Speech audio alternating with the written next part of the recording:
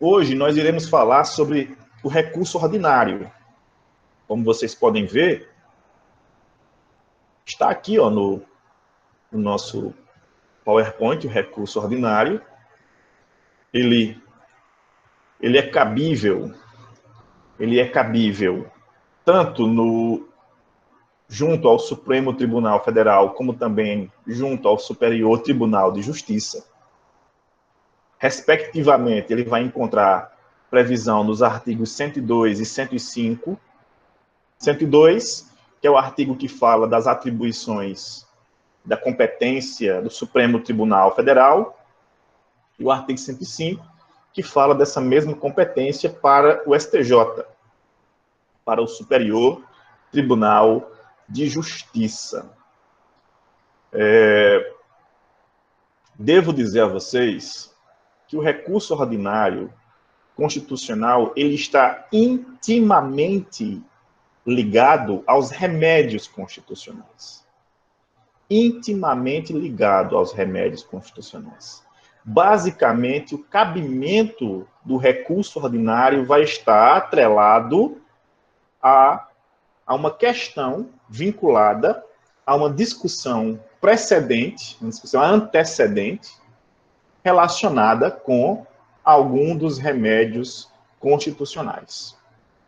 Então, para que nós entendamos sobre a prestabilidade, sobre o serviço prestado pelo recurso ordinário, é importante que nós entendamos também aquela dinâmica que nós falávamos lá no começo do semestre sobre os remédios constitucionais.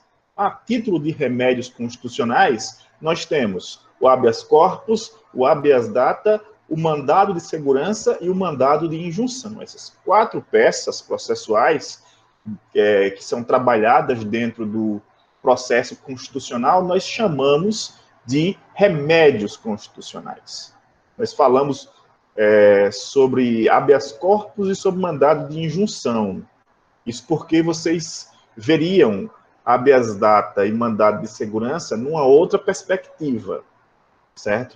O professor Iveson iria trabalhar com vocês um pouco sobre as outras temáticas que nós não abordaríamos.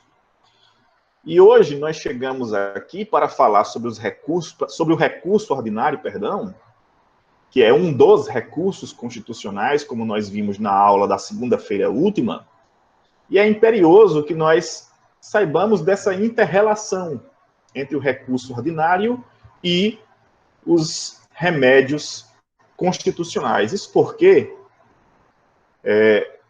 o artigo 102 e o artigo 105, eles vão nos dizer que o recurso ordinário, ele é cabível em cada um dos tribunais contra decisões denegatórias vinculadas a remédios constitucionais. Então, é importante que nós saibamos que o que faz possível a invocação, a priori, viu, gente? Existem outras hipóteses de cabimento que eu vou falar já já. Mas, a priori, é importante que nós digamos que o que vai tornar possível a invocação desse instrumento recursal, que é o recurso ordinário constitucional, que nós apelidamos carinhosamente de ROC, é a denegação. É o julgamento pela improcedência. É o magistrado desconhecendo como sendo possível o acolhimento do pleito alusivo a tais remédios constitucionais. Na parte alusiva ao cabimento junto ao Supremo Tribunal Federal, como vocês podem ver aí no PowerPoint, no artigo 102, inciso 2, letra A, o legislador diz contra decisão denegatória de, e ele cita os 4 remédios constitucionais. Contra decisão denegatória de habeas corpus, de mandado de segurança, de habeas data e de mandado de injunção, decididos em única instância pelos tribunais superiores, que vai tornar possível, primeiro, a invocação do ROC junto ao STF, é que haja uma denegação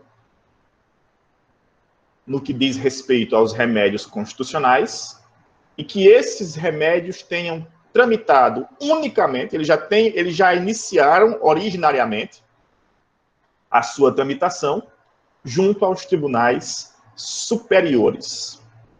E nós sabemos que nós temos resumidos tribunais superiores. Nós temos o TSE, nós temos o TST, nós temos o STM e nós temos o STJ.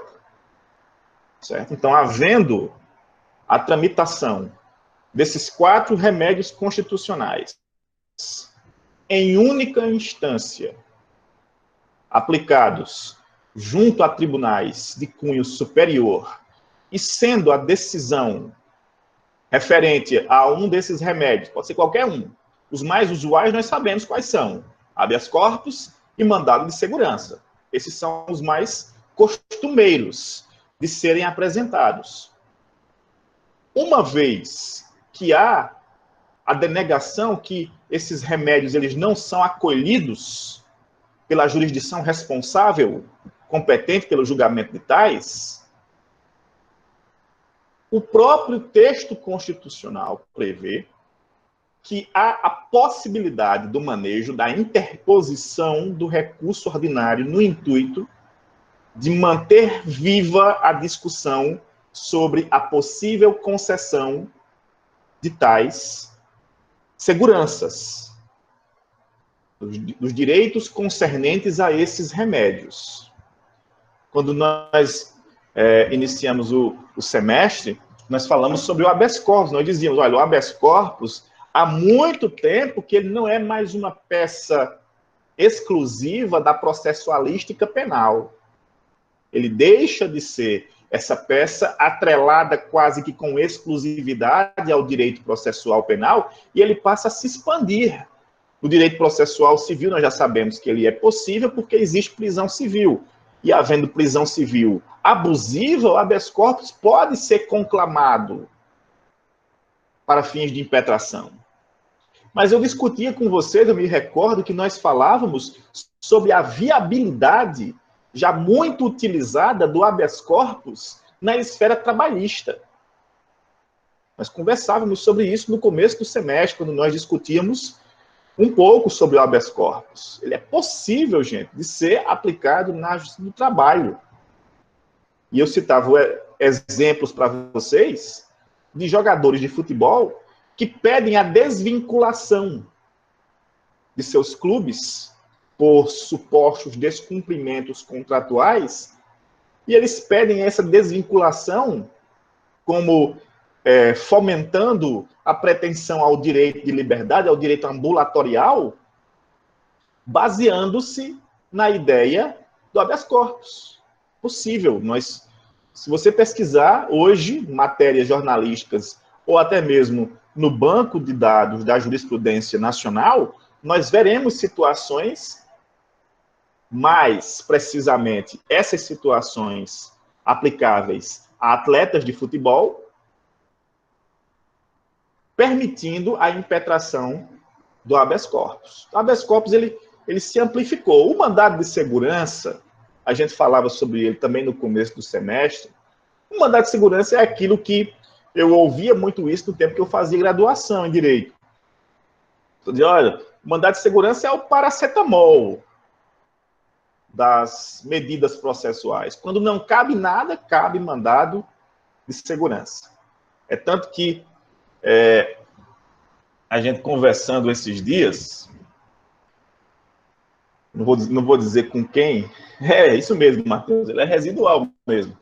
Eu não vou dizer com quem para não expor, mas uma pessoa me disse, olha, Delmiro, eu estou aqui pensando, não sei se você aceita assinar, mas eu gostaria que você assinasse uma ação popular pedindo o lockdown na cidade de Patos.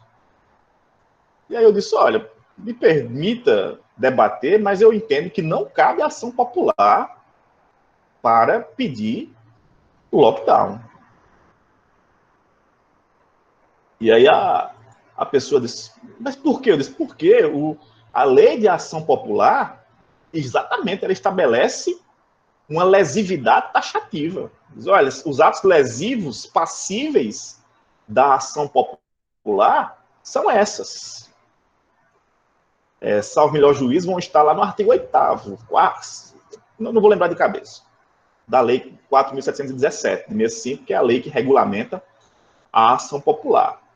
Se não cabe mandado de segurança, eu sugiro que você pense, se essa é a sua ideia, que você pense em impetrar um mandado de segurança. É muito mais adequado do que uma ação popular. Então, esses dois remédios, eles são muito mais frequentes na prática constitucional, prática processual constitucional do direito brasileiro. No entanto, é preciso entender que desculpa, Matheus, artigo 2º. O legislador, que nesse caso aqui é o poder constituinte originário, ele vai nos dar uma ideia de que se um desses 4 remédios, habeas corpus, mandado de segurança, mandado de injunção ou habeas data, for denegado, tiver a segurança denegada em sede de julgamento por tribunal superior, invocado em única instância, permitiria a insurgência, o duplo grau de jurisdição, para a Corte Suprema, para o Supremo Tribunal Federal. E ele é um recurso combativo. O recurso ordinário, gente, ele tem uma diferenciação dos outros recursos constitucionais. O recurso especial e o recurso extraordinário são recursos muito mais dogmáticos. O ordinário, ele é combativo. Ele vai suscitar a reanálise da temática. Ele não está amparado unicamente na propositura processual da medida. Não, ele está buscando uma questão muito mais profunda, de cunho material mesmo. E aí, nesse caso, o constituinte originário, ele diz, olha, se houver a denegação por um tribunal superior, é possível a insurgência mediante a interposição de recurso ordinário junto ao Supremo Tribunal Federal. E aí, aquilo que nós falávamos na aula de segunda-feira passada. Por que é que nós não podemos dar ênfase única para esses recursos constitucionais? Por que é que nós não podemos enveredar só para o caminho da processualística cível, por exemplo?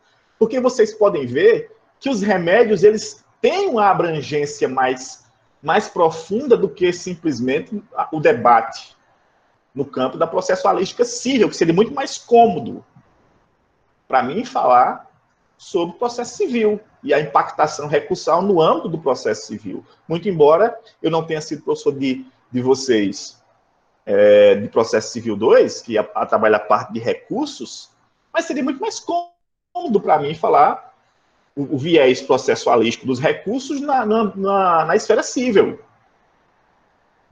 Só que observem que o recurso ordinário, ele abrange também características outras, inclusive penalísticas. O habeas corpus, e aí eu não preciso dizer isso a vocês sabem, ele aparece muito mais na seara processual penal. Por quê? Porque a tutela da liberdade é o que faz existir o direito penal. É a busca por uma justiça equânime, equitativa. E aí eu faço questão de dizer isso a vocês. Nós conversávamos sobre isso na live de sábado. O professor Allen falava com muita propriedade, porque ele trabalha especificamente nessa área. Ele dizia, olha, o direito penal que as pessoas pensam que resolvem, nesse momento, ele não resolve quase nada. E por que ele não resolve quase nada? Porque o direito penal, gente, diferentemente do que nós pensamos, ele não foi criado para impor uma estrutura de severidade. Não foi para isso, foi justamente para inibir o abuso. Eu não sei se vocês passaram por essa fase de estudar simbioticamente o direito penal com aquela questão, com um embasamento nas teorias, a teoria sociológica da pena.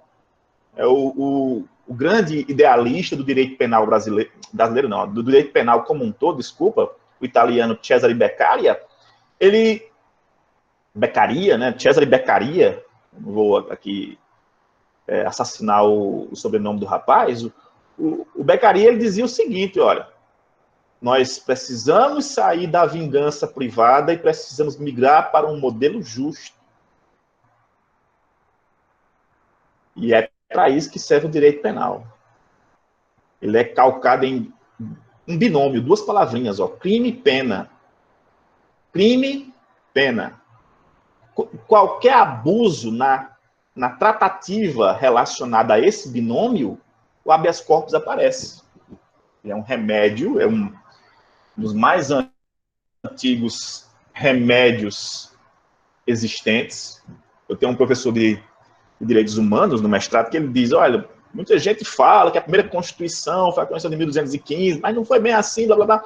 Só que, na verdade, o habeas corpus aparece lá, em 1215, na Constituição, a chamada Magna Carta do rei João, né, do rei João Sem Terras. E depois eu digo a vocês, se é que vocês não sabem, talvez saibam, porque ele era chamado de João Sem Terras. Mas, enfim, no caso do habeas corpus, que tem uma faceta processual penal, o recurso ordinário, tá aqui, ó, ele tem um prazo de 5 dias para ser interposto. O habeas corpus penal, que é massivamente a regra da impetração do remédio heróico, uma vez que ele é denegado, a parte vai ter 5 dias para apresentar recurso ordinário. Se o remédio tiver um cunho cível, o prazo do mesmo recurso passa a ser de 15 dias. Cadê? Deixa eu voltar aqui, eu estava aqui. Só para que vocês entendam porque nós não podemos nos concentrar numa única vertente. Porque a própria ideia da formatação recursal não permite que nós façamos isso, certo? Então, a primeira das hipóteses que suscita o cabimento do recurso ordinário constitucional vai ser, isso junto ao STF, vai ser contra a decisão denegatória de habeas corpus, de mandado de segurança, de habeas data e de mandado de injunção. Vou corrigir aqui, porque foi uma erro de digitação, com certeza. De mandado de injunção, decididos em única instância pelos tribunais superiores. E a segunda hipótese, e esse rol é taxativo. Até porque, gente, quando se falar em STF, o STF vai fazer de tudo para limitar a sua alçada. De tudo. Coisa mais difícil é você fazer um recurso chegar no STF. Por quê? Porque ele vai fazer de tudo para atuar somente naquele parâmetro de alcance da competência da Corte. E aí nós precisamos dizer que a emenda 45 ajudou muito a delimitar essa competência do Supremo Tribunal Federal, que ainda está sendo desenvolvida. Não faz muito tempo, muito recentemente, o STF decidiu que as pessoas que supostamente teriam prerrogativa de foro só terão se praticaram o ato durante a existência do beneplácito, da prerrogativa. Senão, essa apuração seria retirada da esfera da competência da Corte Suprema.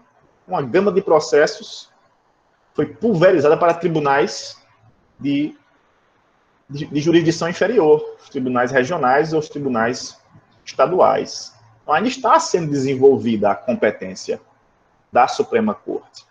E a outra forma de cabimento do ROC, junto ao STF, é na ocorrência de crime político. Crime político. E aí, gente, nós temos que entender a questão semântica do direito constitucional para entender o que seria crime político. Então, o crime político é aquele crime que atenta contra a soberania, contra a democracia, contra o sistema federativo, contra a organização administrativa, contra a tripartição dos poderes. Isso parece estar na moda, e parece que liberou geral, mas calma lá, viu, gente? Nós estamos vivendo um momento de intensa discussão de valores e a diminuição de um poder, a ampliação do outro poder, mas toda a estrutura política está protegida pelo texto constitucional. É por isso que eu gosto de... Alguém diz, olha, não vamos misturar política. Eu digo, olha, gente, calma aí. Política é uma ciência bem complexa. Não vamos confundir politização, que é uma coisa boa. A melhor coisa do mundo é discutir política. Para mim, modéstia à parte, se tiver alguém discutindo política, eu paro, sento e fico aprendendo. Eu tenho um professor que ele é cientista político, assim, quando ele começa a dar aquelas opiniões dele políticas, eu paro e ouço. É diferente de eleitoralizar a discussão. A discussão eleitoralista é outra. Boa pergunta, viu, Matheus? Nós vamos chegar já lá. Certo? Nós vamos chegar já lá. A discussão eleitoralista é a que polemiza, é a que polariza, é a que arruína o bom debate. Por quê? Porque nós temos uma predileção. Nós temos uma predileção por um lado estratégico. A palavra da moda é ideológico. Naturalmente. E às vezes isso nem se explica com muita juridicidade. Tá certo? Então, o crime político, e aí eu vou abrir a Constituição aqui, deixa eu abrir aqui a Constituição para ajudar nesse debate.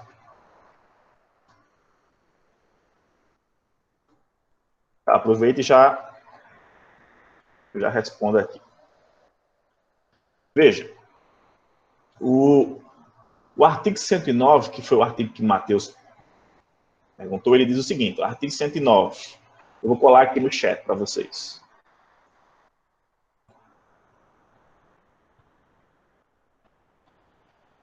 O caput do artigo 109. Aos juízes federais compete processar e julgar os crimes políticos. Está aqui no inciso 4. Ó.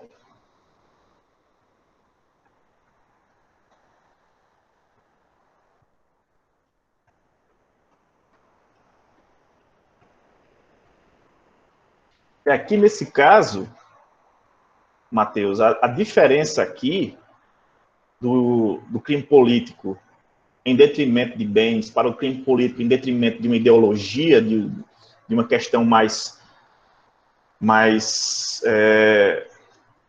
menos conveniada do debate, é que nesse caso aqui o que se espera é que as pessoas não façam uso dos bens públicos para depredar a imagem do poder público. Então, por exemplo, acho que foi em 2015, 2016, eu não lembro, mas não faz tanto tempo. Alguns manifestantes foram até a casa da ministra Carmen Lúcia e atiraram tinta na casa dela.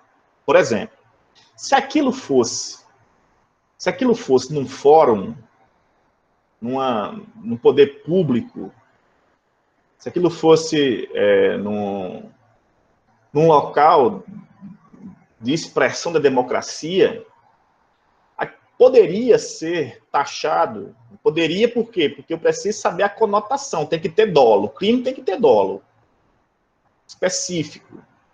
Poderia se reclamar, Matheus, no caso, um crime político em detrimento de bem. Nesse caso, nós não estamos falando.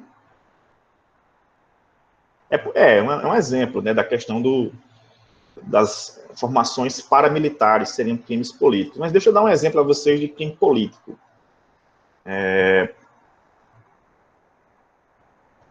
Não quero pegar um evento tão recente, eu quero pegar um momento mais anterior da história. Por exemplo, o rapaz lá que foi julgado no Brasil não, que foi extraditado do Brasil para a Itália, o Cesare Battisti, na Itália, ele é acusado de práticas terroristas. Então, ele foi condenado na Itália por supostamente ser um terrorista. E ele disse que não, ele diz, não, eu sou criminoso, mas eu cometi um crime político. Porque, segundo ele pertencia a uma ordem rebelde, a uma ordem de insurgência rebelde, que, entre aspas, se fincava na luta armada. E uma das facetas dessa luta armada era a explosão de bombas. E por que ele fazia questão de assumir que era criminoso político? Porque o crime político não permite extradição. Ele não permitiria a extradição pelo crime político. Ele se beneficiaria de dizer, olha, eu sou um fugitivo do meu país porque eu me rebelei contra o país. Não foi contra aquelas pessoas, foi contra o modelo. E isso, ele gozaria do chamado asilo político. Até que no Brasil, a lei de anistia, que é a lei do finalzinho dos anos 70, começo dos anos 80, ela perdoou uma série de crimes políticos de ambas as partes. Certo? De ambas as partes. Ao passo que os chamados subversivos, era assim que o regime militar tratava as pessoas que supostamente eram investigadas na ditadura militar, elas eram chamadas de subversivas, cometiam crimes políticos, membros do Exército, da Marinha, da Aeronáutica também cometiam. E nós perdoamos com a publicação, a promulgação da lei de anistia, que posteriormente ela foi objeto, a gente já falou aqui recentemente, de uma DPF, mas que não logrou resultado. Então, Matheus, quando se fala de crime político aqui, na perspectiva do Supremo Tribunal Federal, é pensando de uma maneira muito mais plural, muito menos patrimonial. Aqui é uma questão muito mais ideológica, que está mais interligada aos atores. E aí nós temos uma série de normas. A Lei de Segurança Nacional é só uma delas. Todo mundo gosta de invocar essa lei atualmente. Será que está baixo, hein? Eu estou no máximo aqui, o meu volume. Vou aumentar só por garantia, Paloma, mas está no máximo aqui. Aumenta no teu celular aí, tá bom? Obrigado. Então, muita gente fala da Lei de Segurança Nacional, mas ela é só uma das normas que permite a conclamação de eventual atentado político, de cunho político. Tá certo? Avançando, gente, deixa eu ver aqui. Em relação ao STJ, junto ao STJ, a letra A basicamente as letras A e B praticamente vão dizer a mesma coisa da letra A do artigo 102, só que resumindo os remédios a dois. Observe, com relação ao STF, todos os remédios foram contemplados. A denegação de habeas corpus, a denegação de habeas data, a denegação do mandado de injunção, a denegação do mandado de segurança. Todos foram contemplados. Aqui, na parte de cabimento ao STJ, o legislador fala, contra a decisão denegatória de habeas corpus, decididos em única ou última instância pelos tribunais regionais federais ou pelos tribunais dos estados, do DF e dos territórios, que nós não temos nenhum.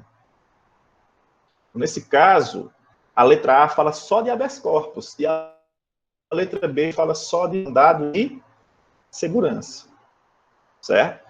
Observe uma questão que faz todo sentido. Eu não sei se vocês são concurseiros. Eu queria muito, gente, eu queria muito ter grana para estudar para concurso. Queria mesmo, assim. Não sei nem se era para passar, era para viver um pouquinho do ambiente concurseiro. Eu vejo que as pessoas que fazem concurso, elas são bem aventureiras.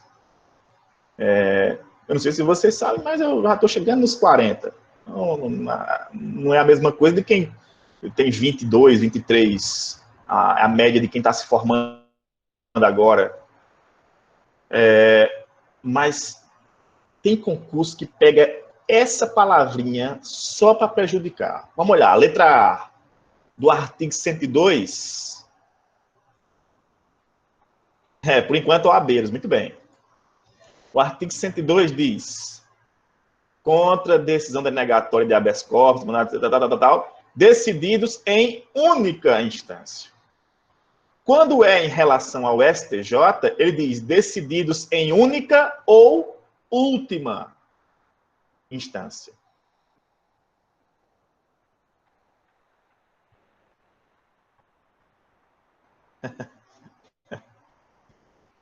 Por enquanto, vocês são só OABeiros, mas faz parte.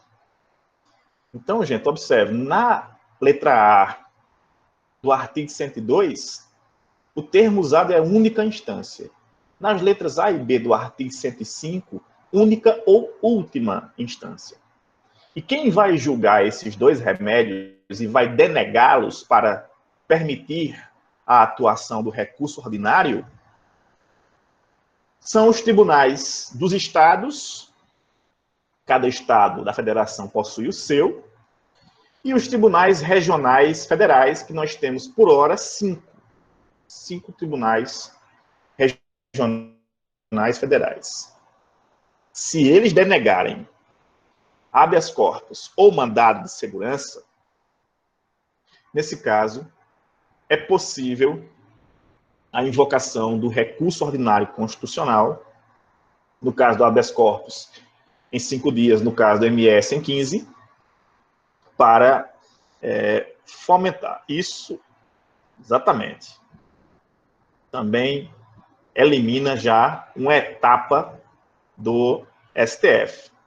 Porque para que caia no STF tem que ser em única instância pelos tribunais superiores. Se tramitou em um tribunal de maneira antecedente, já está inibida a atuação do Supremo Tribunal Federal. Então, a letra A fala sobre a denegação em sede de habeas corpus, enquanto que a letra B fala da denegação em sede de mandado de segurança. E a letra C? Contra as causas em que forem partes o Estado estrangeiro ou organismo internacional. E aí, quem assistiu nossa live viu que nós falamos sobre alguns organismos internacionais que, por mais que não sejam, que não tenham a personalidade de um Estado, funcionam de maneira muito bem organizada. Está na moda falar da OMS, ela é uma organização internacional. E ela pode atuar dentro da nossa jurisdição, como parte. Então, se um Estado estrangeiro ou um organismo internacional estiver de um lado e do outro município ou pessoa residente / domiciliada no país, faz-se possível a interposição de recurso ordinário junto ao Superior Tribunal de Justiça. Não tenham dúvida, escrevam aí. Delmiro disse, que dia é hoje? 25 de maio? 25 de maio. Não é isso? Eu estou meio perdido com essas datas, viu, gente? Eu estou trabalhando em casa, mas para mim todo dia é dia, não estou nem percebendo as datas. Mas escrevam aí. Delmiro disse no dia 25 de maio. Não demora, não demora, não demora, e uma organização ambiental vai entrar com uma ação contra aquele ministro do meio ambiente. Ainda este ano, 2020. Pode escrever. Não tenho nada contra ele, só dizendo que ele vai ser parte. Se ele está certo ou errado é outro departamento. Mas ele vai ser demandado. Por quê? Porque o discurso dele é um discurso que está na contramão das demandas internacionais. Basta você dar uma breve lida nas recomendações de cunho internacional e a pauta do chamado desenvolvimento sustentável está cada vez mais acentuada e você vai ver que ele está na contramão. Não demora que ele, como pessoa, seja demandado. Ele. Alguns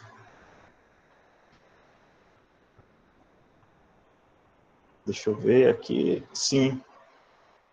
Os acordos. Aí, no caso, o Brasil também vai ser, mas eu falando ele. Ele, pessoa física dele, vai ser demandado. Não demora. Eu posso estar equivocado, mas é um pensamento que eu tenho lendo muito sobre direito internacional. Estou precisando ler bastante. E de vez em quando eu me deparo com essas questões de cunho ambiental e eles sempre colocam essa perspectiva de judicializar no intuito de criar um ambiente pedagógico, se é que vocês me entendem. A gente falava na live sábado sobre a Corte Internacional de Justiça, e que é outra coisa, não é a mesma coisa aqui do artigo 105, mas é cada vez mais latente a atuação de estados estrangeiros e organismos internacionais na busca de direitos atinentes à coletividade. E que para nós ele fez uma fala muito infeliz e eu acho que logo, logo vai chegar aí uma retaliação. Penso, não sei. Então, gente, essas são as hipóteses de cabimento. Junto ao STF, junto ao STJ. A gente já falou do prazo. O prazo para a interposição de recurso ordinário em decorrência de questão de ordem civil é de 15 dias. E se o ROC for relacionado à matéria criminal, o prazo passa a ser 5 dias. É importantíssimo isso. É porque, gente, prazo recursal é uma das coisas que nós chamamos de prazos peremptórios. Não adianta se queixar depois. Tá bom? E como isso seria processualizado? Como nós teríamos a processualização desse recurso ordinário, seja no STJ, seja no STF. E a dinâmica, ela se parece muito com a dinâmica recursal comum. Nomeia-se um relator, ou distribui-se, né, para um relator. Esse relator vai ser o responsável por conduzir procedimentalmente o recurso. Ele vai estabelecer o prazo de contrarrazões. Estabelecer não, conceder, porque o prazo já está prefixado, é o mesmo prazo do recurso. Ele concede, ele abre o prazo para contrarrazões e ele ouve, por exemplo, nas questões atinentes a crimes, por exemplo, ele ouve o MP, certo? Que atua, obviamente, é parte, ou atuará como fiscal da lei, no caso de organismos internacionais. A AGU também pode ser convocada a participar, pelo menos na condução de uma atuação em defesa do Estado, se o Estado for mencionado. E nesse caso, gente, nós precisamos entender que as cortes, elas possuem seus próprios regimentos. O STF tem o seu regimento e o STJ tem o seu regimento. E esses regimentos disciplinam muito o procedimento dos recursos também. Então, por exemplo, no STJ, é possível que o recurso ordinário constitucional seja julgado por uma turma, composta por 5 ministros. No STF também é possível. Já os recursos especial e extraordinários são totalmente diferentes. Eles vão ser mais voltados para uma colegialidade mais plena. Leva para o pleno mesmo.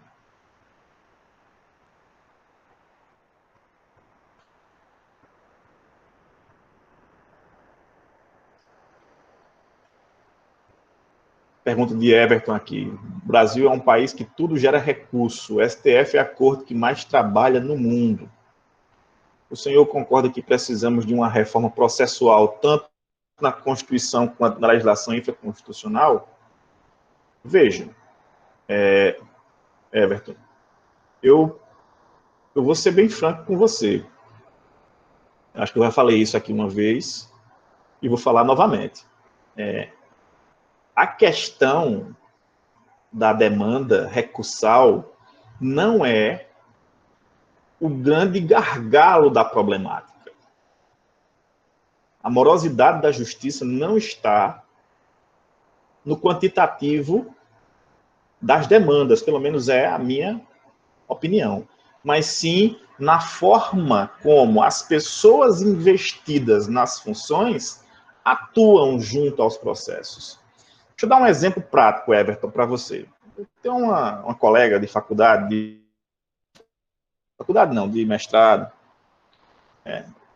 muito inteligente ela defende na dissertação dela que seja possível o estabelecimento de um prazo fixado para a prisão preventiva. O juiz, aliás, o legislador coloca na lei, a prisão preventiva deverá durar, no máximo, X tempo. Vocês estão pegando aí a ideia? Isso não existe hoje. Isso está em aberto. Existe uma compreensão jurisprudencial, mas na lei nós não temos isso. Então, ela defende isso. E aí ela fez uma defesa uma vez muito eloquente, eu até me senti mal, porque eu fiz uma intervenção e pareceu que eu estava derrubando existe o prazo razoável, que eu estava derrubando a tese dela, mas eu vou pegar esse exemplo, Everton, para responder sua pergunta, certo? Talvez eu não consiga alcançar a profundidade da sua pergunta, mas observe. Aí eu disse, olha, eu quero dar uma opinião. Aí ela, não, pois não. Eu disse, eu sou contra isso aí. Totalmente.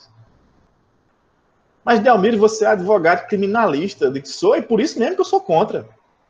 Porque se a lei disser que a prisão preventiva vai ficar em, no máximo, 2 anos, quem é o juiz que vai soltar alguém antes disso? Qual juiz vai soltar alguém antes de 2 anos? Quando o advogado for pedir ao juiz liberdade provisória ou revogação da prisão preventiva, ele vai dizer, doutor, eu estou dentro do meu prazo. Eu tenho 2 anos para segurar isso. Não é assim?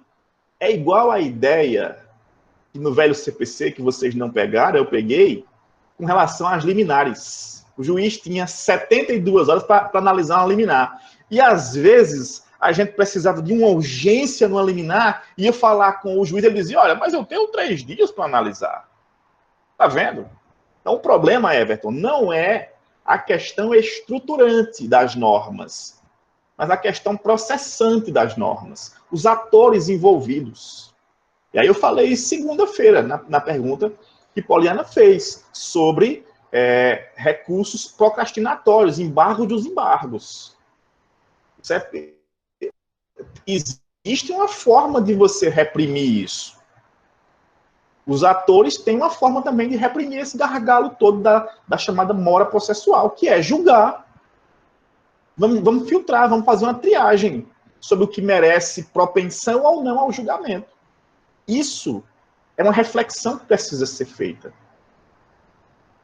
Pensar numa reformulação constitucional e infraconstitucional agora é enfraquecer o que nós já temos. E aí é preciso dizer que nós temos um Código de Processo Civil que tem 5 anos, 4 de vigência, e um CPP que foi reformulado recentemente. Nós passamos por uma chamada mini-reforma do processo penal. Então, o problema... Veja só, vamos trazer outro ingrediente para esse debate. Imagine o estado da Paraíba tem um déficit de 50 juízes. O problema está nisso aí também. Não tem como julgar rapidamente se um juiz está respondendo por 2, 3 comarcas. E aí eu entendo o papel do magistrado. O STF já delimitou muito sua competência, tem muita atuação lá, tem, mas isso é fruto da forma processual que nós desenvolvemos ao longo dos últimos anos. E aí eu faço uma meia-culpa, certo, para dizer o seguinte, não que eu tenha sido responsável por isso, mas na condição de pensador do direito constitucional. A Constituição, ela chama para o debate jurídico. Tudo é judicializado no Brasil. E nesse ponto aí, Everton, você está coberto de razão. Tudo é judicializado. Então, por exemplo, deixa eu dar aqui um exemplo bem abjeto. Hoje nós estamos judicializando, por exemplo, medicamentos. Eu ajuizo uma ação para que o Estado forneça um medicamento. Quando, na verdade, não precisaria que isso acontecesse. Por quê? Porque o artigo 196 diz que saúde é um dever do Estado. Ele não diz de maneira resumida, ele diz expansivamente, saúde. Saúde. Remédio é saúde? A pessoa não tem condições de comprar. Quem deve suportar o ônus? É o Estado. Por isso que, já para finalizar esse nosso debate, muita gente vai mudar o seu pensamento depois dessa pandemia sobre a atuação do Estado. Muita gente que defendia Estado mínimo vai entender que não existe isso mais. Esse pensamento não existe mais. A Alemanha já acabou com essa ideia. Não. O Reino Unido, que talvez fosse o país com o maior desenvolvimento de Estado mínimo, Gente, vocês não têm ideia. Vocês não têm ideia de quanto é para obturar um dente na Inglaterra. Vocês não têm ideia. Aqui no Brasil, você vai aqui no PSF, você obtura um dente. Na Inglaterra, você paga o preço de uma guitarra daquela dali, tá ali atrás, para obturar um dente. Estado mínimo. Eles já estão refletindo, nobre, não é bem assim, não. A gente precisa ajudar quem não tem condições de suportar um problema como o atual, por exemplo. Certo? Então, me perdoe, Everton, se eu fui além do que você tinha perguntado, mas essa guitarra nem é tão cara, viu, Jackson? A guitarra nem é tão cara. Eu tinha uma guitarra melhor do que essa, mas aí meu primo levou e aquele levou que nunca mais vai voltar. Aí eu já dei por perdida já. Esse daí é mais simples. Mas obrigado, Everton, pela pergunta. Gente, então, como eu prometi a vocês, hoje nós falaríamos somente sobre o recurso ordinário constitucional. E aí, na próxima segunda, que é a nossa última aula antes da prova, nós vamos falar sobre os recursos especial e extraordinário, que eles se assemelham muito. Inclusive, eles são legislados pelo mesmo diploma, que é o CPC. Então, na próxima aula, nós falaremos sobre recurso especial e sobre recurso extraordinário. Como eu havia prometido, eu vou abrir agora o sistema para vocês, certo? Das avaliações, que possam ver as suas notas.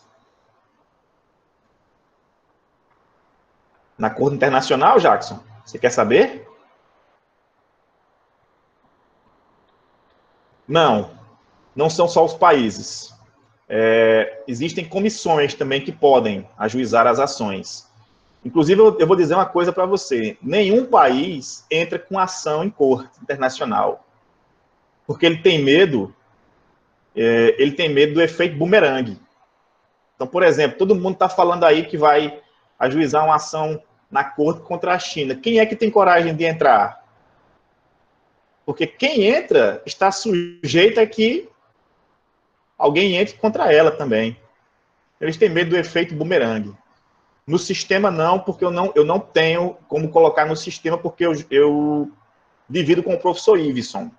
Mas eu já corrigi as provas e vou dar o feedback lá no AVA para vocês. Eu vou abrir, aliás, já dei. Vou abrir para que vocês vejam quanto vocês tiraram na minha parte, certo?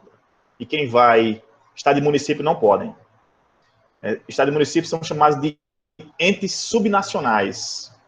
Eles não podem promover, mas as entidades podem. Tá bom? Então, por hoje, é isso, gente. Eu vou disponibilizar o AVA para vocês e vocês vão poder ver a nota de vocês. Tchau, tchau. Vejo vocês próxima segunda-feira.